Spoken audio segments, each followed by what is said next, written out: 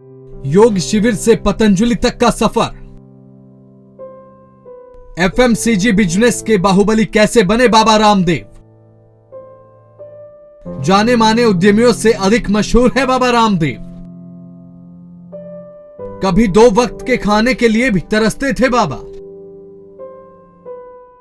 योग की बात आते ही सबसे पहले दिमाग में बाबा रामदेव का नाम आता है। सन्यासी से बाबा रामदेव आज बिलियनियर्स की लिस्ट में शामिल हो चुके हैं, लेकिन इसके पीछे उनकी जर्नी इतनी आसान नहीं थी। बहुत मेहनत और संघर्ष के बाद वो इस मुकाम को हासिल करने में कामयाब रहे हैं। शायद ही कोई बाबा रामदेव के योग गुरु से लेकर एक्टिविस्ट और एफएमसीजी बिजनेस के बाहुबली बनने तक के सफर के बारे में जानता होगा। गुरु शंकरदेव से संन्यास दीक्षा लेने वाले बाबा थोड़े ही समय में देश के जाने माने उद्यमियों से अधिक मशहूर हो गए, लेकिन बहुत कम लोग ये जानते होंगे कि आज के बड़े बिजनेसमैन में शामिल बाबा रामदेव को कभी 2 वक्त के खाने का मोहताज होना पड़ा होगा। बाबा रामदेव का पूरा नाम रामकृष्ण यादव है। अब रामकृष्ण यादव को अधिकांश लोग स्वामी रामदेव या बाबा रामदेव के नाम से ही जानते हैं।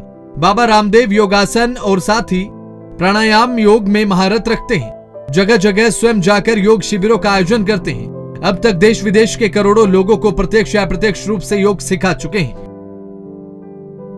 पतंजलि का सफर। 1995 में पतंजलि का कंपनी के रूप में रजिस्ट्रेशन हुआ। पहले रुचि सोया इंडस्ट्री के नाम से जानी जाती थी पतंजलि। महज 13,000 रुपए में हुआ था पतंजलि का रजिस्ट्रेशन। दोस्तों से उधारी लेकर रजिस्ट्रेशन शुल्क चुकाया। सन 1995 में पतंजलि का कंपनी के रूप में रजिस्ट्रेशन हुआ था। बाबा रामदेव और उनके सहयोगी आचार्य बालकृष्ण ने महज 13,000 रुपए में पतंजलि का रजिस्ट्रेशन करवाया था। उस वक्त इन दोनों के पास सिर्फ 3500 रुपए थे। किसी तरह दोस्तों से उधारी लेकर रजिस्ट्रेशन शुल्क चुकाया गया। सन्यासी का आर्थिक साम्राज्य। पहली बार बाबा रामदेव को 50,000 का दान मिला। साल 1995 में दिव्य योग ट्रस्ट बनाया गया। साल 2006 में दूसरा पतंजलि योगपीठ ट्रस्ट बनाया। साल 2009 में भारत स्वाभिमान ट्रस्ट की स्थापना। हरिद्वार में दिव्य योग ट्रस्ट के बैनर तले बाबा रामदेव ने देश और विदेश में जोर शोर से योग शिविर लगाने शुरू कर दिए थे।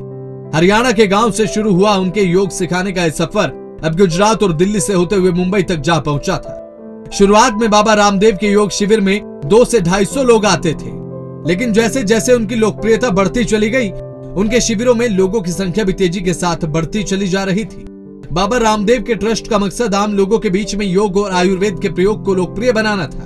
खुद रामदेव भी बताते हैं कि पहली बार उनको जो 50,000 रुपए का दान मिला था, उसी से उन्होंने आयुर्वेदिक जड़ी बूटियों का कारोबार शुरू किया था, जो आज हजारों करोड़ रुपए तक पहुंच चुका है। साल 1995 में दिव्य योग ट्रस्ट, साल 2006 में दूसरा पतंजलि योगपीठ ट्रस्ट बना और तीसरा भारत स्वाभिमान ट्रस्ट। बाबा रामदेव एक के बाद एक अपने ट्रस्ट बनाते चले गए और इसी के साथ तेजी से इस सन्यासी बाबा का आर्थिक साम्राज्य भी फैलता चला गया। पतंजलि का मुनाफा। साल 2011-12 में कंपनी की आय 453 करोड़ रुपए हुई। कंपनी का मुनाफा 56 करोड़ रुपए था। साल 2012-13 में कंपनी की आय बढ़कर 849 करोड़ रुपए हुई। कंपनी का मुनाफा बढ़कर 91 करोड़ रुपए हुआ। 453 करोड़ से बढ़कर अब 30,000 करोड़ हुई कंपनी की आय। कंपनी मामलों के मंत्रालय की वेबसाइट पर उपलब्ध आंकड़ों के मुताबिक फाइनेंशियल ईयर 2011-12 में कंपनी की आय 453 करोड़ रुपए और मुनाफा 56 करोड़ रुपए था। फाइनेंशियल ईयर 2012-13 में कंपनी की आय बढ़कर 849 करोड़ रुपए हुई और मुनाफा बढ़कर 91 करोड़ रुपए हो गया। कंपनी का कुल कारोबार 453 करोड़ रुपए से बढ़कर 30,000 करोड़ रुपए का हो गया है। ब्यूरो रिपोर्ट, जनतंत्र टीवी।